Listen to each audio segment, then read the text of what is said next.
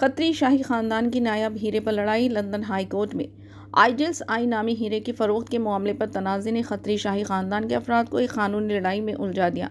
70 carat वजनी इस हीरे की कीमत कई मिलियन डॉलर बताई जा रही है।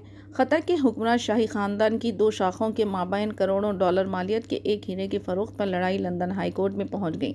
खतरी अमीर के एक कज़न की मिल्कियती कंपनी इस हीरे को खरीदने के अपने मुबैना हक़ का निफाज चाहती है। आइडियल्स आई या बुत की आंख नामी 70 कैरेट के इस हीरे पर तनाज़े ने खतर के हुक्मरान शेख तमीम बिन हमद सानी के कज़न और आर्ट कलेक्टर शेख हमद बिन अब्दुल्ला सानी को साबिक़ वज़ीर सखाफ़त शेख सऊद बिन मोहम्मद सानी के अहल खाना के सामने ला खड़ा किया है। शेख सऊद 1997 और 2005 के दरमियान खतर के वज़ार सखाफ़त थे और दुनिया के सबसे ज़्यादा फ़न पारे जमा करने वाले अफराद में से एक थे और इन्होंने 2000 की दहाई के अवाइल में आइडियल्स आई नामी हीरा खरीदा था। शेख सऊद ने 2014 में अपनी मौत से कुछ अरसा क़ब्ल ये हीरा शेख हमद बिन अब्दुल्ला की मिल्कियती कंपनी खिपको को एक मुआहदे के तहत उधार दिया था। इस मुआहदे में मज़कूरा कंपनी को ये इख्तियार दिया गया था कि वो शेख सऊद के रिश्तेदारों से मुंसलिक कंपनी अलायंस होल्डिंग्स की रजामंदी से हीरे को खरीद सकती है। अलायंस स्टाइल में क़ायम अलसानी फाउंडेशन की मिल्कियत है जो मरहूम शेख सऊद की बेवा और 3 बच्चों के ज़ेर इंतज़ाम है। फ़रीक़ीन के माबैन इस हीरे की कीमत पर इख्तिलाफ पाया जाता है। QIPCO के वकला का कहना है कि अलसानी फाउंडेशन के वकील की तरफ से 2020 में भेजे गए एक ख़त में आइडियल्स आई हीरे की कीमत फरोख्त